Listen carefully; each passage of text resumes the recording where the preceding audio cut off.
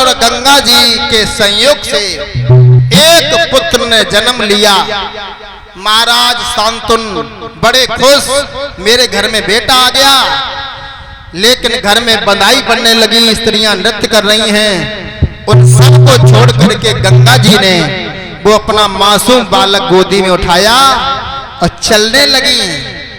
अब प्रतीक हिम्मत नहीं, वो शांतनु हिम्मत नहीं कर पा रहे हैं, क्योंकि वचन दे बैठे हैं कि हम बोलेंगे नहीं। अब गंगा जी पहले बच्चे को लेकर के चलने लगी तो महाराज पीछे पीछे जा रहे हैं।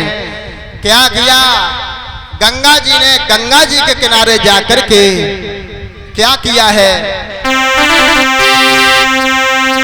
आरे बाने दीनों को मारो भाई है, वाणी का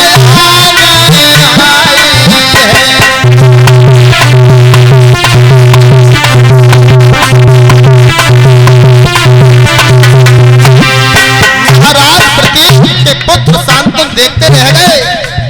गंगा जी ने अपना पहला बालक बहती हुई जलधारा में बहा दिया। महाराज शांतनु सोचने लगे, कैसी माँ है जो अपने बच्चे को मार रही है? अरे माँ तो वो होती है बच्चे के लिए अपने प्राण न्यौछावर कर देती है।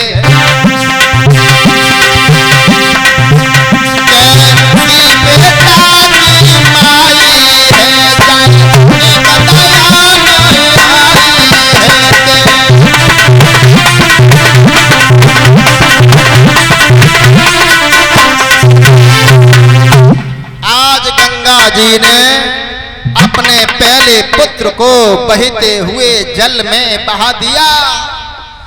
महाराज प्रतीक के पुत्र शांतनु खड़े के खड़े रह गए। कैसी है ये डायन जिसने अपने मासूम बच्चे को जल में बहा दिया? माताओं, गंगा जी ने ऐसा काहे को किया? ब्रह्मलोक में अष्ट वसुओं को श्राप लगा हुआ था तो गंगा जी मौजूद थी। जो भगवान बावन के अंगूठा को धोकर के ब्रह्मा जी ने कमंडल में किया था, उससे गंगा जी बनी बा मौजूद थी।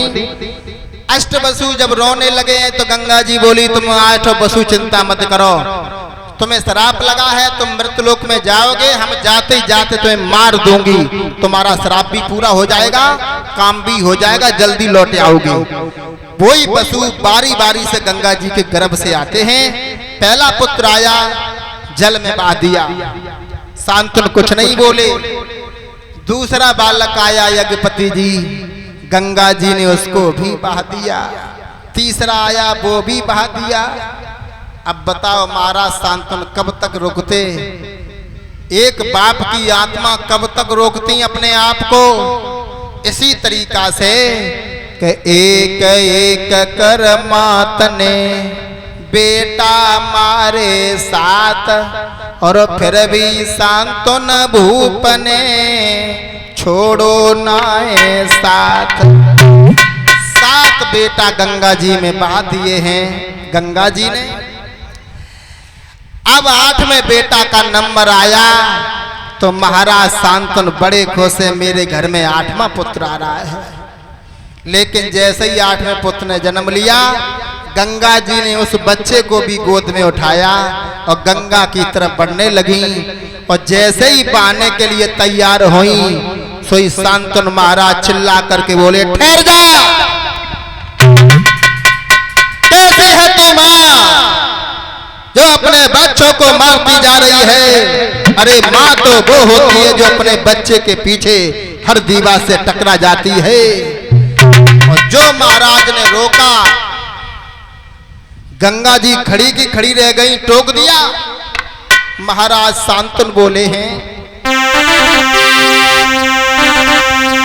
अरे कैसी निर्दयी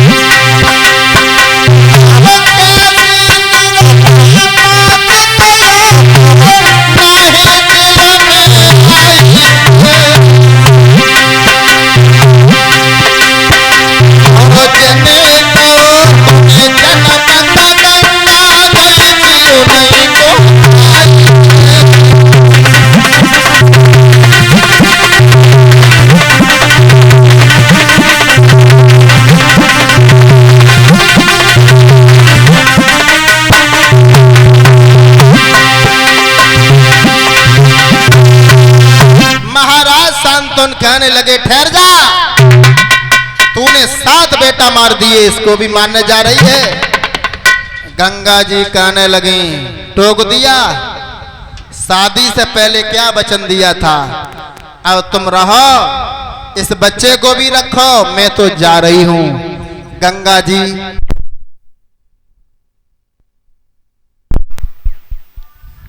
जी शांतनु को छोड़ करके चली गई। 8वां बेटा शांतनु ने अपना बचा लिया, जिसका नाम पड़ा है देवव्रत परीक्षित जी। अब आओ आगे गौर करते हैं, तुम्हारा जन्म करवाना है। वैसे महाभारत जहाँ से दुर्योधन को चोट लगी है वहां से स्टार्टिंग है भागवत जी में, लेकिन वक्ता लोग थोड़ा आगे बता देते हैं, चलो कोई बात नहीं है। लेकिन पूरा विस्तार कर पाना एक दिन में बहुत बड़ी मुश्किल है, 1 घंटे में।